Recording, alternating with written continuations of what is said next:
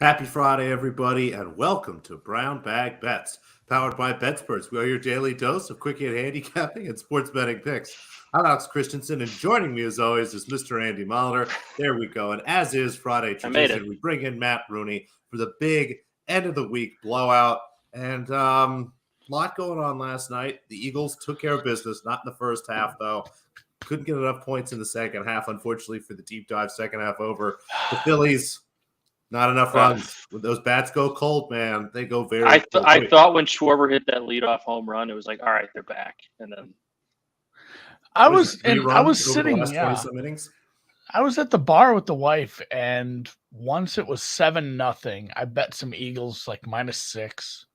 So I was sitting there late with Eagles -6, and then I also had the second half. I'm like, oh man, I don't think I can win both of these. Like when it was the second half over, because it was the Texans. If the Texans punch it in, they'll be down by 5. I'm like, oh, this sucks. I'm like, well, whatever happens here, I'm juicing out apparently. So yeah, just go with God. And I honestly didn't pay attention too much to that second half. I just wanted to get a few points.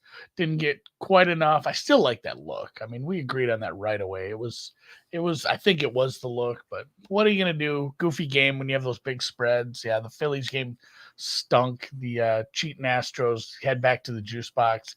Awful tough to take 2 off them down there. the Nationals did it a couple of years ago. Yeah, I was going to say, if the curse of 2017 is real, because they have lost every World Series since they cheated, if that curse is real, the Phillies will win 2 down in Minute Maid. They'll be in. I would like them to at least win Game 6. I want a Game 6. Game 7s are just so fun. Winner take all games, honestly. And I know, Matt, you're a Southsider, and maybe this won't resonate with you, but because I don't really have a fandom anymore for any teams, and I cheer for whoever I bet on, honestly. But I really, really, really enjoyed the Cleveland-Chicago Game 7. Fucking A, that was so good. Like the rain delay and all the shenanigans in that game. Like there's some of the most memorable games I have that like I didn't actually bet on or have a rooting interest in. Or it's always a Game 7. That's the best Game 7 ever was Warriors-Cavs, because I had a shitload of money on that one. But that Cubs game was fun. The Jason Hayward contract finally paid off. It's the only good thing he did while he was there was that locker room speech. $186 million speech, but it worked. Yep. Got him a World Series. It did work. So I turned that one off. I turned it off when the Cubs went up. It was like 9 or 8-6 or whatever it was. Going into the bottom half of that last inning, I just turned it off and went to bed. I didn't want to watch it.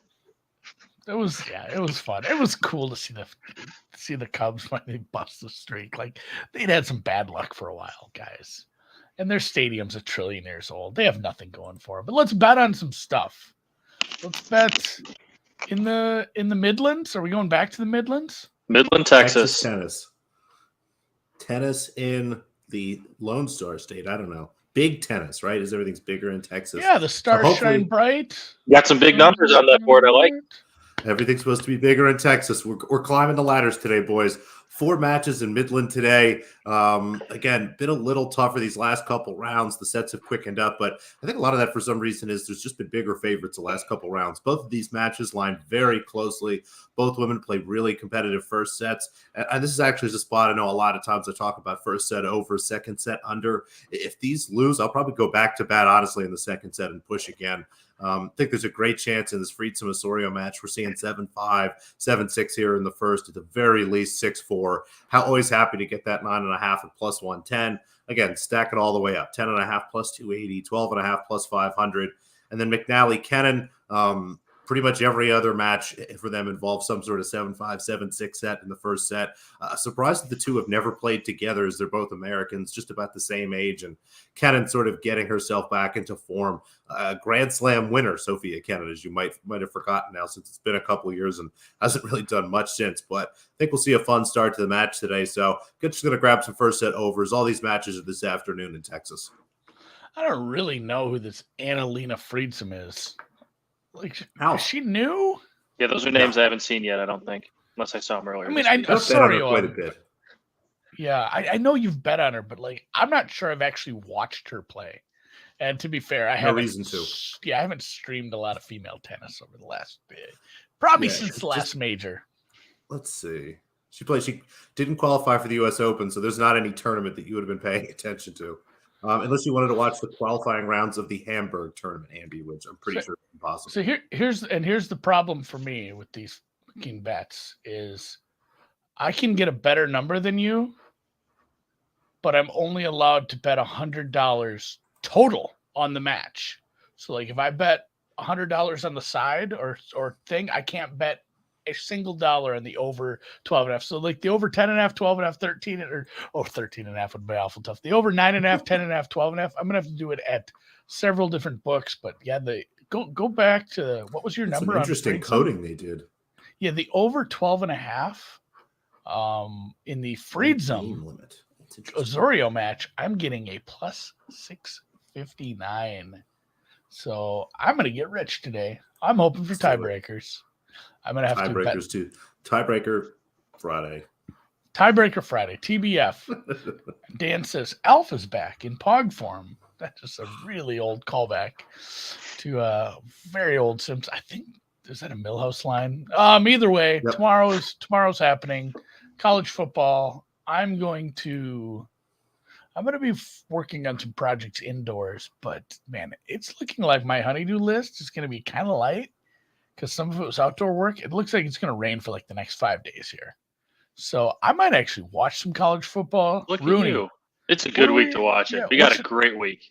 I was going to say, are any of these games watchable? I'm not going to watch an Army Air Force under. So like skip that. If you get UNC Virginia, North Carolina's offense is a lot of fun to watch. That's kind of why I have them. And then Auburn, Mississippi State. I'll ask you guys, we talked about it a little bit on the college football show yesterday. Can you name me who Auburn's interim head coach is?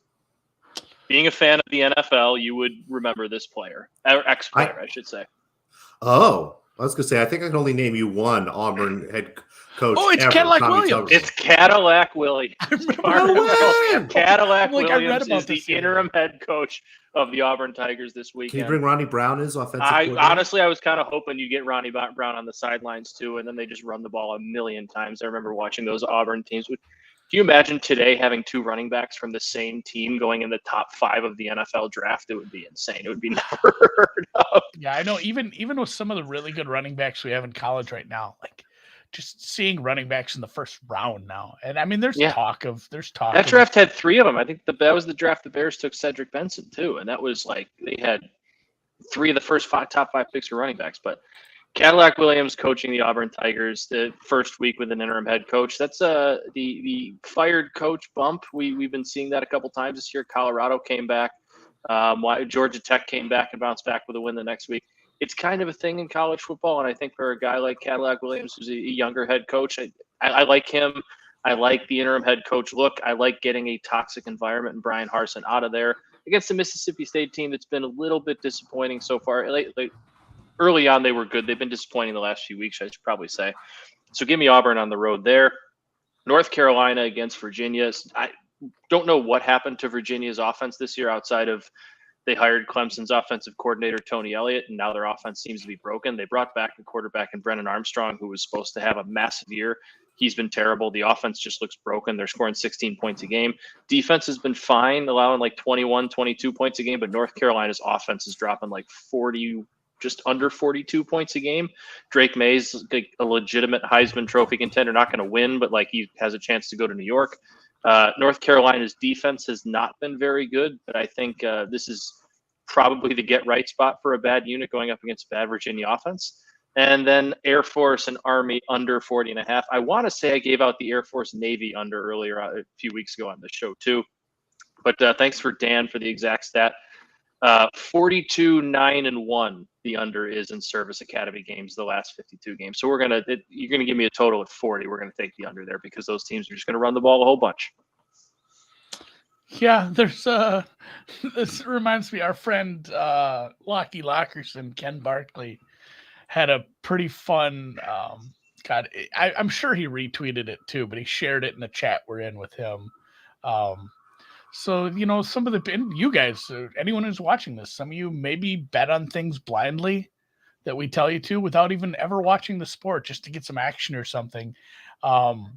he had given out an Army play on You Better You Bet or wherever he was giving out plays that day, and someone had tailed him and played it, and then actually watched the game and commented something along the lines like, "Oh my God, I bet on an Army team. I've never watched this before. They don't." He's like, "They don't throw the ball. Did you know this?" It's like, Yeah. oh, Yes, everybody knows that. The guy is like his incredulous comments about like, "Holy shit! Like, have you ever watched Army before? They only run the ball." Like, yeah, it's a whole different kind of football watching that. So It's old school, brings you back. that's why you say bet it to the under. Don't watch it. I do love watch the other college football this weekend. I We love got some the great Army games. Navy game just because that's such a fun weekend. You have nothing but Army Navy and then FCS games, FCS playoffs. That's always a fun weekend to go to the bars and just live bet Army games. But speaking of odd Things we do types for of fun. football, Who are these teams? yeah. So this is I It's gonna talked be about. a great name, Reed. I'm really happy this is not Let's Have Matt pronounce soccer names, Dave. I Because I would, mean, you speak soon. You might actually have The to. first do that, one's but- easy. The second one, Yeah, I don't know if it's a hard C or not, but Kasimpasa and Ankaragusu. I'm gonna go with the soft Gusu? C. I think it's Sue. I think it's a soft C. Ankaragusu.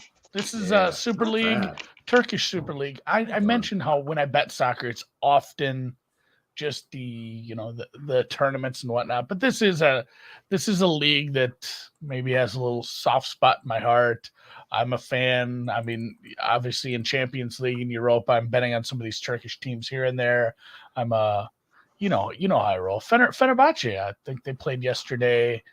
I'm trying to think which ones have made it to the Champions League. It's hard to tell, honestly. There's been some shakeup at the top. It's usually just the Istanbul teams, honestly. You know how it is. East Coast Turkish bias. But Patrick Everybody knows said- about it.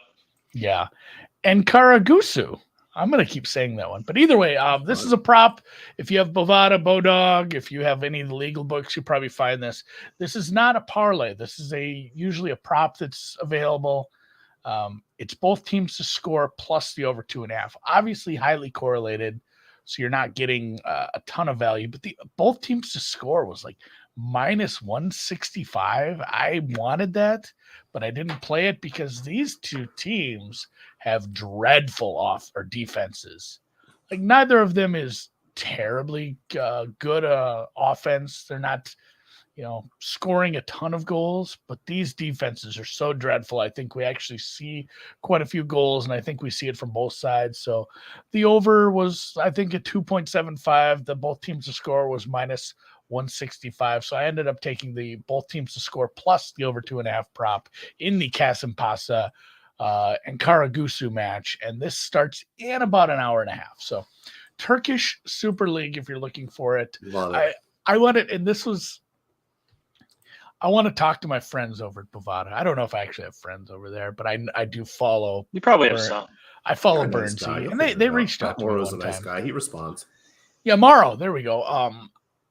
So when you go to their menus for soccer, you click on the soccer menu here. It says FIFA World Cup, EPL, Spanish La Liga, all the big ones, and then the rest of it, and then it's the rest, and it's all soccer, and then it splices it out by areas of the world, and it says Africa, Asia, Europe, things, and I really want them to list Turkey in both Asia and Europe. Like I think that'd be just a fun little Easter egg because I didn't know which one to click on. I ended up clicking on Europe. So if you're looking for it, technically it's I European. would have clicked Asia. No, Turkey's in both continents. So, and that's all I'm going to say about Turkish soccer. I've spent far too much time on this pick already. Not a big. Obviously, it's a prop. You can't bet a terrible amount of money on this anyway. But that's what I'm going to be doing in an hour and a half because golf has been kind of middling today. One of my outright picks for golf had a hole in one earlier today to get within 7 shots to the lead. So All right. Not dead. Not dead. And Climbing the mountain again. but they're playing preferred lies today, so you can pick your ball up and clean it off and set it back down. And this type of grass is already kind of holding the ball up high anyway. So like Brian Harmon is tied for 4th place right now But again, he's 5 shots back from the lead. Somebody was 7 under on the front 9 today.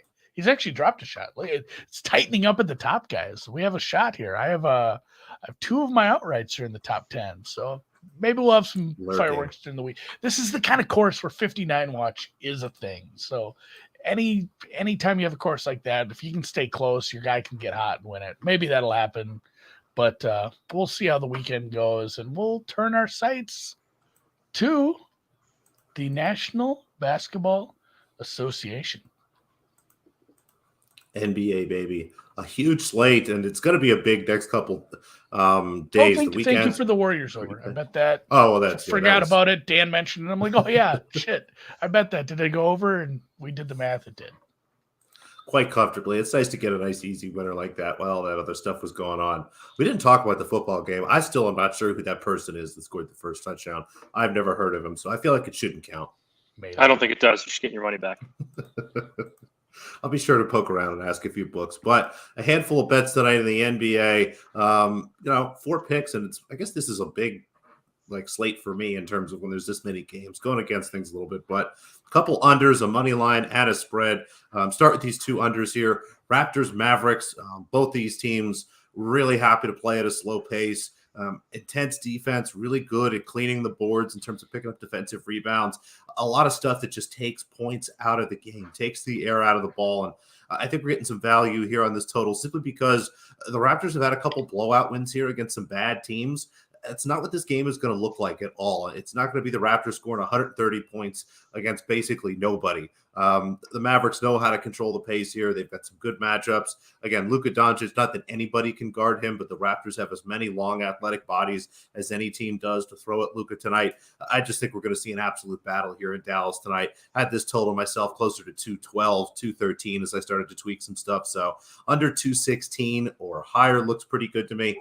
Clippers, Spurs, under 225.5. Again, I think we're getting the benefit of the market maybe overreacting a little bit to the Spurs having the second fastest pace in the NBA so far. You go back and look at their schedule. They played a lot of fast-paced teams, Minnesota twice, Indiana once. And I think what we're going to have tonight is a Clippers team that knows how to dictate pace, but again, knows how to take the air out of the ball. It's one of the great things that Tyronn Lue does as a coach. He allows his team to kind of play their style and finds ways to force the other team too. You look at the Spurs again, having some trouble with injuries and things here. Had this closer to 221, almost 220 myself when I first started. So anything 224 or higher here looks good to the under. The Utah Jazz. Give me the money line on the Utah Jazz. Fade the Lakers, right? It's worked so far this year. They did just get their last 2 wins, but this Jazz team is chugging along, doing very nice in this last week or so. And Lakers, I think, just getting a little too much credit for these wins against some teams in bad schedule spots here. So give me the Jazz tonight, plus 120. You can take the 3 points if you want. That's perfectly fine. I just think that if this game is close, they win it outright. So give me the dog here at plus 120 or better, even some plus 125s out there if you look around. And the Cleveland Cavaliers, minus 6.5. This has actually moved down to 6, which makes me a little nervous. Pretty much all of their guards are game time decisions tonight are questionable. Darius Garland is questionable. Donovan Mitchell questionable. Even Raul Neto looks like he's probably going to be out tonight.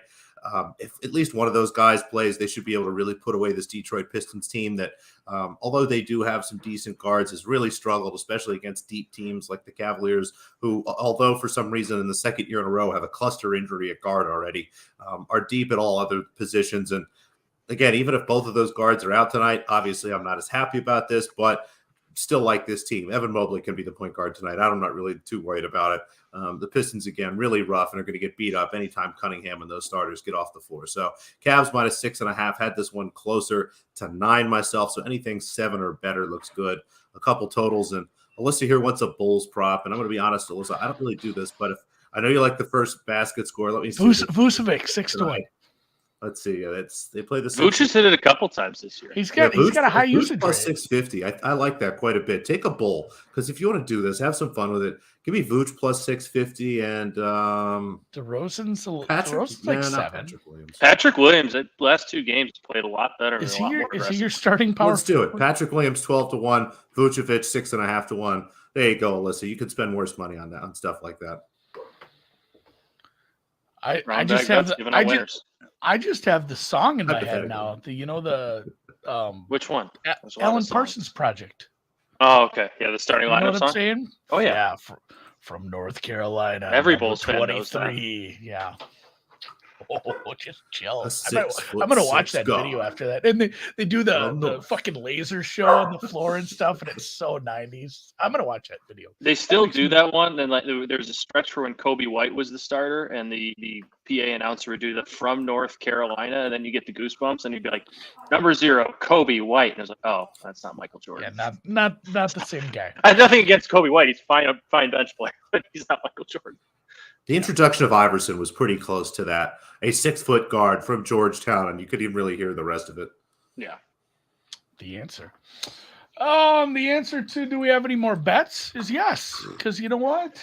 We have day hockey. There's day hockey. Day hockey. There's day hockey. I think this One of might these leagues actually- is finally going to put some freaking sports on in the afternoon. Yeah, we have day hockey. They're I think playing it in starts before Turkish it's league. technically night on local time. They're playing in Finland. Oh, So yeah, it's which not a would be what, Finland. like 7 or 8 o'clock or something there, probably 7-ish we'll go with. Yeah, we're going to take the Avalanche and Blue Jackets over 6.5. Columbus is terrible defensively. Their goaltenders are terrible. They've allowed 24 goals in their last 5 games, which is good for a 4.8 goals against average. Throughout the season, they're still at like 4.2. So it's not really just this stretch. It's been all season through their 10 games so far. Colorado off to a little bit of a slower start than they like. And for them, a slow start is 500. They're 4-4-1. Still scoring over 3 goals a game. They having a little bit of a Stanley Cup hangover early? Yeah, probably. But this feels like a very good get-right spot for them to score a lot of goals. Wanted to take their team total over 3.5. It was like -134, -140, so there wasn't really a ton of value. Still might take it before the game starts, but I really like an over 6.5. I think you'd see Colorado get to 5 or 6 themselves. Columbus has allowed 6+ goals in 3 of their last 5 games. So give me the Avalanche to score a lot of goals, the Blue Jackets to let in a lot of them, and this one to be a fun Friday day hockey at 1 o'clock. 2 o'clock for you out east. Parlay this with Turkish soccer. There we go. Leg Show's asking about Afternoon college overs. basketball. College basketball. Yeah, the season starts very soon. You know what? Monday I'll have some futures. I don't traditionally play a lot of futures preseason. The only thing I have in tow right now is a Gonzaga ticket because I bet that every year I'm betting it until they win one. Gonzaga Martin. Especially it was prior to the guy with the mustache coming back. Can't think of his name now. Like they weren't super sure on a couple of the starters if they were going to come back or not. So there was a 20-1 in the market, which was pretty high in my opinion. So I have a little bit of Gonzaga. I'll do some futures on Monday, and we'll see. Speaking of Monday, we'll see you then. For me and Matt and Noops and producer Dan, everyone here at BetSperts Media and Technology Group, and for the Bulls PA announcer, for Alan Parsons, that wasn't actually the name of the guy in the band. It was just a band name. For Alyssa Origami here in the chat, for Leg Show, Barry Thompson, Talking Army Navy, we'll catch you guys all. Timmy, thank you, Leg Show. Yeah, the handlebar guy. We'll catch you guys Monday. Have a good weekend. Win all your bets. Stay out of trouble. And